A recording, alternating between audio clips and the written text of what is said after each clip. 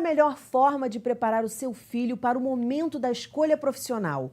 Como alcançar, ao mesmo tempo, satisfação pessoal, retorno financeiro e sucesso? Esse é o nosso assunto de hoje, então fique ligado, está no ar o Educação.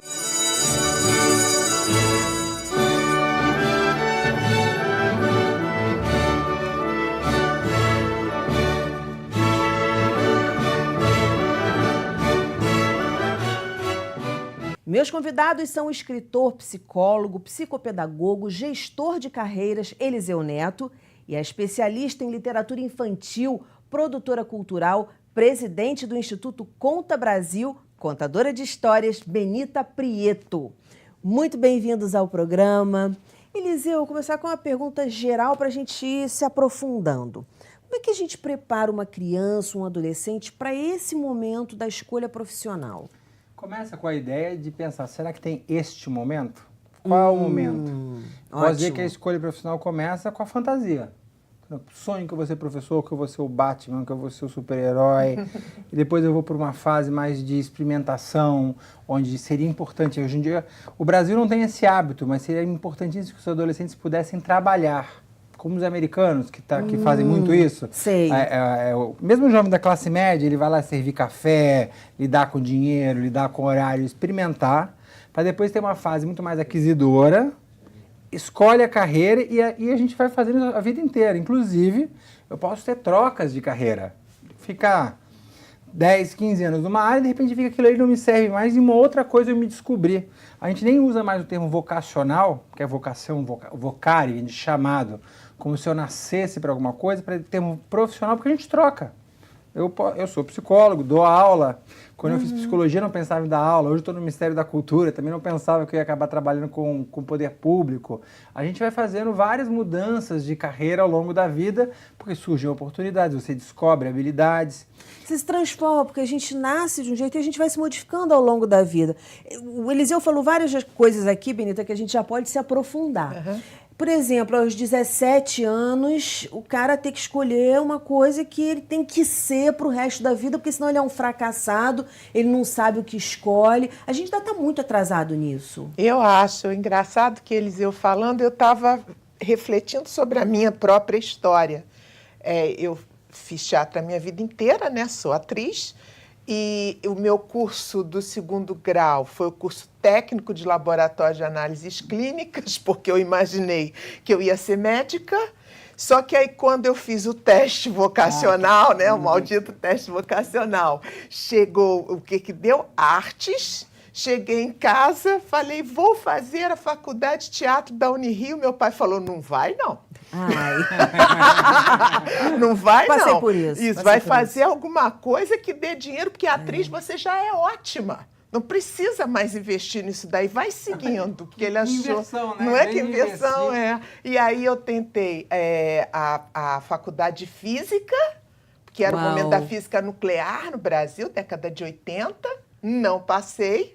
E aí passei para engenharia, sou engenheira eletrônica, né? Eu sou formada em engenharia eletrônica. Você é um leque, né, Benita? Exatamente. E não parei, e nunca parei de fazer a arte.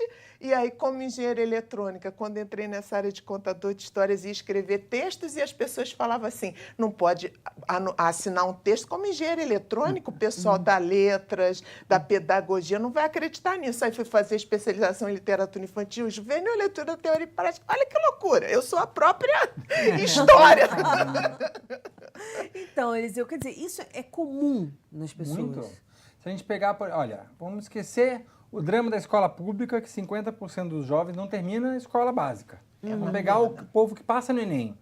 Desses, a média hoje numa universidade é de 40% de evasão. Então, mais ou menos metade dos jovens que se mata, vai lá e passa no Enem, vai trocar de curso, metade disso porque não escolheu direito. Dos que se formam, o último dado que eu tenho é que 56% nunca vão trabalhar na área que terminou a faculdade. Inclusive medicina, 25% dos formados em medicina nunca vão trabalhar como médico. Imagina. Se a gente somar isso, dá mais ou menos que 80% dos jovens que passam no Enem não trabalham com aquilo. E a escola ainda acha que a função principal dela é aprovar no Enem. Os pais hoje acham que qual é a melhor escola? Vamos ver lá qual que é a prova melhor no Enem, qual que tem a melhor índice.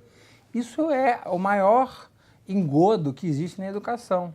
A escola que prepara um ser humano criativo, líder, e não sou eu que falo isso não, isso foi uma pesquisa de mestrado feita pela Associação Brasileira de Recursos Humanos, minha colega Leila Nascimento, e perguntou para as empresas o que é mais importante para o RH contratar alguém. E elas falavam 90% criatividade, liderança, relacionamento humano. Domínio de outro idioma, se eu não me lembro, deu 40% e o domínio de tecnologia 30%. Eu dou muita palestra em escola e eu pergunto para os meninos, quem aqui está fazendo o curso de liderança? Ou de criatividade? Um silêncio. E de inglês? Todo mundo fala, bom, vocês estão se preparando para a década de 80.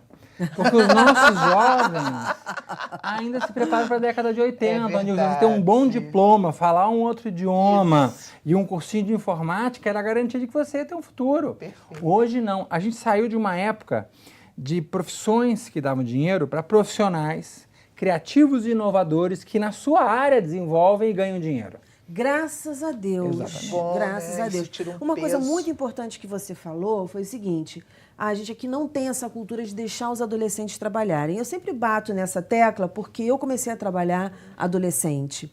E foi muito importante para a minha vida como um todo, para profissional que eu ia me tornar depois. Essa coisa da sagacidade, de ser proativo, de saber resolver problemas, de se encontrar também melhor profissionalmente. Isso aí, bem entre aspas, porque a gente estava conversando antes de começar a gravar o programa, que eu, como a Benita, também tive várias escolhas, aí gosto de um monte de coisas. Mas a gente tem esse preconceito, porque, por exemplo, você falou dos Estados Unidos. Lá, ser babá não tem problema nenhum. Uhum. O cara trabalhar numa lanchonete não tem problema nenhum. Aqui, assim, não, meu filho vai sair de casa, da comidinha que eu dou pra ele, do não sei o quezinho, pra trabalhar numa lanchonete, ganhar essa miséria, pra trabalhar como babá. Eu queria que você falasse um pouquinho mais sobre isso. É um desvalor do trabalho. O trabalho visto como um castigo, como uma punição, como algo ruim. Quando o Freud, no Mal-Estar da Civilização, ele coloca numa nota de rodapé, escondidinho ali, ele fala assim, se as pessoas gastassem na escolha do objeto de trabalho o mesmo tempo que gastam na escolha do objeto amoroso, quer dizer, em qualidade, teria ali uma fonte inesgotável de satisfação. O trabalho é uma fonte inesgotável de satisfação se você faz aquilo que você gosta. E você fazendo aquilo que você gosta tem muito mais chance de ter sucesso. A gente faz o inverso. Ah, não, meu filho não precisa trabalhar, ele tem que estudar. É claro que isso é importante, não estou desvalorizando o estudo. Mas assim, primeiro que eu acho que a gente tem muito conteúdo, esses meninos ficam na escola o dia inteiro, eles não têm tempo para ócio, para ser criativos, para inovar, para pensar. A entrada da universidade não valoriza isso, como o modelo americano. Não que eu seja o grande fã dos Estados Unidos, mas eu acho que nesse ponto eles estão muito corretos. Tem o SAT, que avalia, mas se o cara era do Grêmio, se ele tinha uma banda... A gente vê muito esse filme, né? Jogador de futebol. Verdade. Ganham bolsa. Isso. E isso é muito bacana, porque ele entra na universidade, ele não tem que escolher a profissão. Na universidade ele vai experimentando, porque eles valorizam muito essa teoria das múltiplas inteligências. E lá eles têm um tutor, um counseling que ajuda ele a escolher. Aqui não, pra vocês terem uma ideia, nós temos 370 profissões universitárias diferentes. Só engenharia são 37. E o cara com 16 anos de idade tem que saber a diferença de engenharia química para engenharia eletrônica, para engenharia hidráulica na hora de se inscrever. Para mim, o pior é eletrônica para elétrica. É verdade. Isso.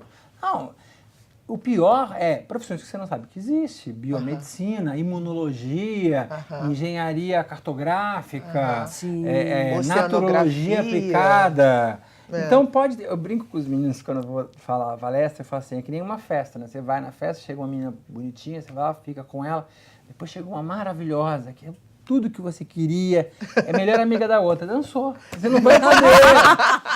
E é isso, a gente manda eles escolherem antes de apresentar esse rol. Perfeito. O que acontece? 56% das inscrições são os mesmos 6 cursos. Será que todo mundo é igual e gosta da mesma coisa? Só que será que simplesmente eles não conhecem? Não conhecem. Porque a escola não entende que é dever dela apresentar as profissões. Sim. Olha aqui, o arsenal leque, né? fantástico. Isso que a gente está falando só de curso superior, porque não é a única maneira de mercado de trabalho. O cara pode ser artista, o cara pode ser artesão, pode ser um escritor fantástico. Hoje em dia tem esses caras do YouTube que eu acho... Eu não tenho muita paciência de assistir, eu adoro. mas eu acho sensacional capacidade de comunicação que eles descobrem, desenvolvem e criam um fã-clube e que se comunicam como a gente às vezes não consegue se comunicar. Com certeza. Eu não vou falar quem é, mas já fiz orientação, por exemplo, de um garoto que fazia um quadro bem famoso numa emissora, e a família falou, não, ele vai ter que fazer faculdade. Eu falei, mas ele já ganhou super bem, inclusive ele ganhava mais do que o pai. Ele já está com carreira. Não, mas arte não é carreira. A gente ainda escuta isso. Você vê que muitos anos depois da minha situação, quer dizer, imagina que até hoje isso ainda acontece. Quando o jovem escolhe profissão, o pai revive a sua escolha. Uhum. Ele revive todos os dilemas e, inclusive, as suas frustrações. Então, se eu tivesse escolhido outra coisa, igual meu vizinho, talvez hoje eu seria procurador. Ou se eu tivesse tido a oportunidade de ser então, eles dizem muito profissional, para mim, eu vou ser juiz. Eu falo, então é fácil ser juiz? Bem, não sei. Aí eu falo assim, olha, eu tenho um amigo meu que é juiz, passou depois de 8 anos estudando, e ele é juiz numa cidade a 3 horas de Belém. Tem 30 mil habitantes. Ele não gosta de morar lá. E agora? Como é que ele depois, já com 38 anos de idade, troca de carreira? Será que ele pensou lá atrás que era assim, que ia ser o sonho dele de ser juiz? Então, é medicina. Né? A pessoa pensa no médico e pensa, sei lá, no House, descobrindo um monte de coisa. E não é, a coisa do plantão, de atender o cara que chegou sangrando, ou então, eu já vi o cara com berne, com a perna apodrecida, e você não tem tempo de dar banho e deixar ele cheiroso, tá? Você tem que salvar aquela vida. E tem pessoas que ali descobre, depois de 6 anos de não é o que eu quero. Uma coisa que a minha mãe me falou muito certa na época foi o seguinte, minha filha, imagina uma profissão, agora imagina como é o dia a dia dessa profissão, se você vai gostar do dia a dia. Eu achei isso bem interessante, bem interessante. Eu criei um jogo, um dia eu volto aqui para te mostrar ele, que é o Proficiogame, que é um jogo de tabuleiro, onde os meninos vão jogando e tem assim, você é um administrador, a sua empresa vai à falência, o que você faz? Demite 100 pessoas ou decreta falência? Aí eles brincam comigo, mas eu não tenho alternativa boa. Às vezes na vida não tem alternativa boa. Como agora, no Brasil, a gente está vendo uma crise tremenda. Qual é a alternativa? Fazer reforma, não fazer reforma? Isso dá uma discussão tremenda. Como é que a gente vai fazer? Às vezes a alternativa é a menos pior, e a menos pior dói. Claro. Vou pedir para vocês segurarem um pouquinho, mas já adianto para vocês aí em casa que o segundo bloco a gente vai falar de uma diferença que é fundamental entre o orientador vocacional e o profissional. Segura aí que a gente volta já já, não desgruda.